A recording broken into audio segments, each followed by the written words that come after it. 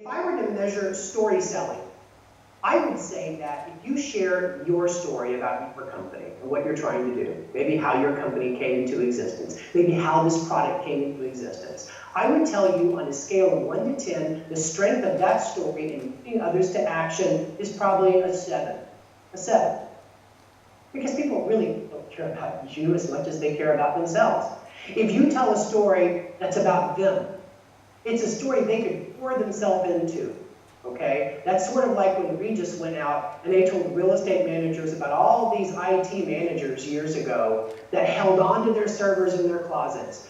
The real estate managers poured themselves into that story saying, I'm doing the same thing by owning buildings or long-term leases. Then you're not telling your story, you're telling their story. And on a scale of 1 to 10, let's say that's an 8.5 because they're strongly identified with the narrative, okay?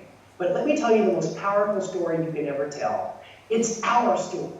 It's a story about things that we both hold very dear, things that we both have in common, aspirations that we both have right now. Our story on a scale of 1 to 10 is a 10.